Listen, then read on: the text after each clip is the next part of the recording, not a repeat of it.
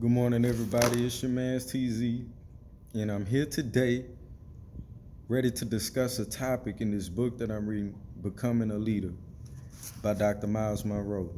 I told y'all about this before. Please pick this book up. It'll bless your life. If you aspire to do anything of significance in life, this book will definitely help you with your perspective and giving you knowledge. Um, in one of the chapters, in one of the sections in chapter 7, is talking about the qualities that a leader needs, right? And he said one of the qualities, and this is an interesting point, as it spoke to my life. It put up a mirror in front of my face.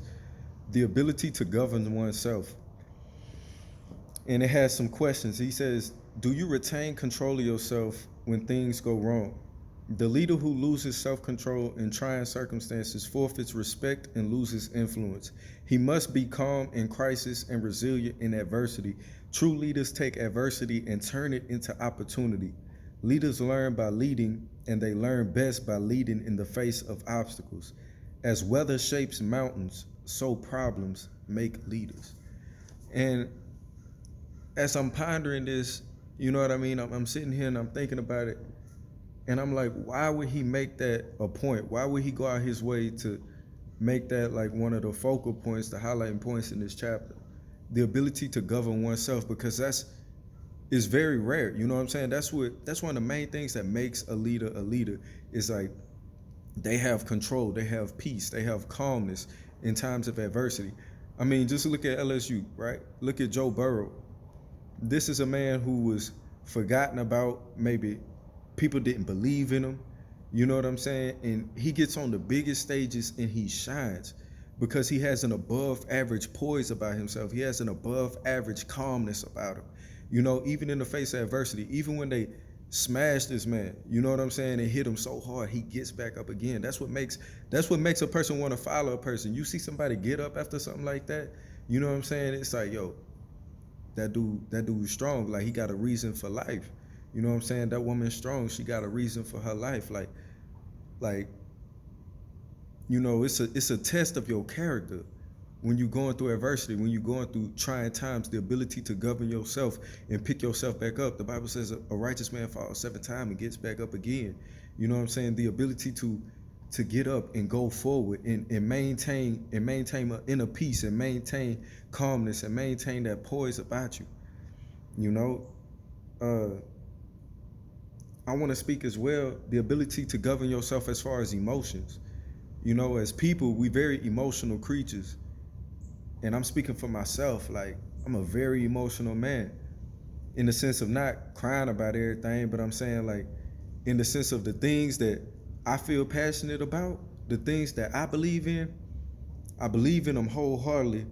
I'm very passionate about them. Therefore, you know, it's a part of who I am. It's my identity. You know what I'm saying? Somebody speak about those things. You know, I'm ready to defend what I believe, ready to defend those things that are an integral part of who I am. And you know, that's it's tied into your emotions. It's not just a logical thing like, oh yeah, I think this is right. It's like, no, I believe in this. You know, this is a part of who I am. But having the ability to govern yourself, you know, not not be overthrown by anger, not be overthrown by, you know, emotions, and just have calmness in life. That's one word that I'll be thinking about today. Just calmness, peace, you know, resilience. One of my mentors, his name is Kelly Pierre, and Pierre was telling me about he's an artist. He's an artist, and he followed his dreams. And one of the reasons why I respect him so much is because he followed his heart. You know, aside from what all other people said, because he grew up as a shrimping boat. He was a shrimping boat crew member. His family owned a shrimp boat, and all he knew was shrimping in the bayou. You know what I'm saying? But his heart told him something different. And although his parents wanted him to follow in their footsteps, he went aside from what his parents said. He governed himself. He had the ability to think for himself, you know, and he went for it. And Pierre was telling me something that I could correlate to governing oneself, governing your emotions in the midst of adversity, in the midst of resilience. He was telling me about pelicans. He loves to paint pelicans. You know, he's from Louisiana. That's the state bird, bro. That's what he do.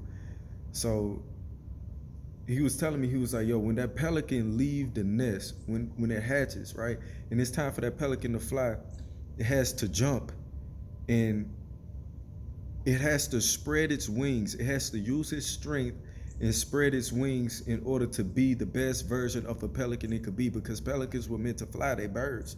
You know what I'm saying? But what is the resilience in this? What is the resilience in this parable? What is the resilience in this story? The resilience is the weight of gravity. You know what I'm saying? The force of gravity pushing this pelican down. You know what I'm saying? The pelican has to resist gravity, you know, maintain calmness, spread its wings, and do what it was meant to do. It was meant to fly. So, you know, how can we apply these things in our lives? You know, the gravity is to the pelican as the wind is to the mountain. You know, the wind and the weather shapes the mountains. You know, the gravity shapes the young pelican so it can spread its wings and fly like how it's supposed to. Just like as far as people, our adversities, our hardships, the things that we go through in life is what shapes us, you know, and our maturity, and you know what I mean, and just our ability to get to the next level of our life depends on how we act in these hard times, in these times of hardship. You know, so I just want to implant that thought today, because it's something that I definitely need to work on, governing myself, you know, governing my emotions, you know, not getting so emotionally tied up into things, you know what I'm saying, and look at things for what they are, and maintain peace, calm, and belief in God, belief in myself, you know. And I think this is something that everybody could apply. So it's with love and peace that I come to you, Namaste. You know, y'all have a great day, be blessed, and continue to grow. Think preeminent thoughts, you know, live a preeminent life.